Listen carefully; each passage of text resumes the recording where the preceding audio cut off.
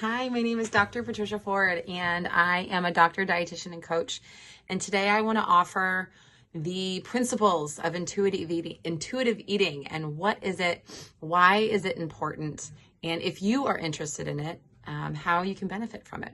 So intuitive eating is this concept that there are 10 principles to listen to. And I want to give you the ability that you do not have to subscribe to this as the end all be all. For some people, intuitive eating is so aligned with their healing and what helps them move forward, and some it doesn't. And so if it is aligned with you, these 10 principles can typically feel really safe.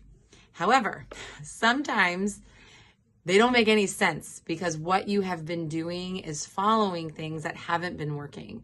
So listen to it, see how it works. But at some point, if it just feels like, oh, this feels really good, but it's also really confusing, that can be a sign that you actually are really interested. It just doesn't make sense yet.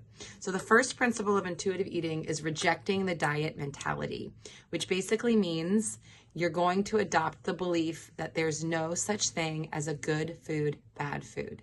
Meaning when you're given lists like red light, green light, yellow light, we're going to throw away those lists. There's no lists anymore. There's no counting. There's no points.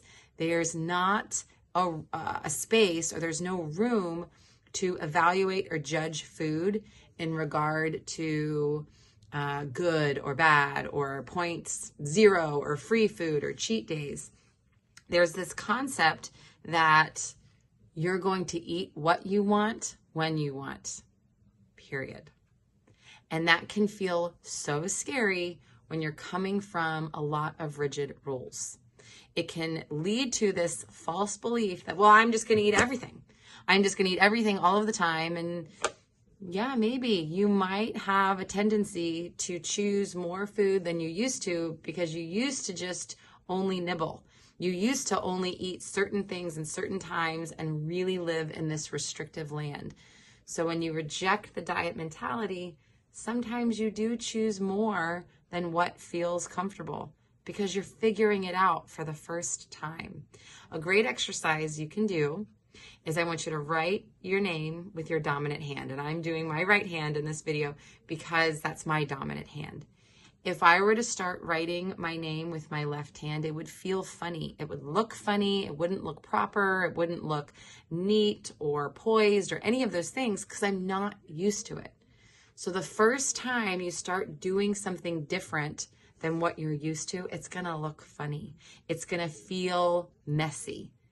You're learning how to do something for the first time. Rejecting the diet mentality is going to allow you to listen to what you actually want. And if you haven't done it, it's going to feel kind of messy. And that's okay. You're not a robot. It's going to be messy, and that can be a beautiful thing.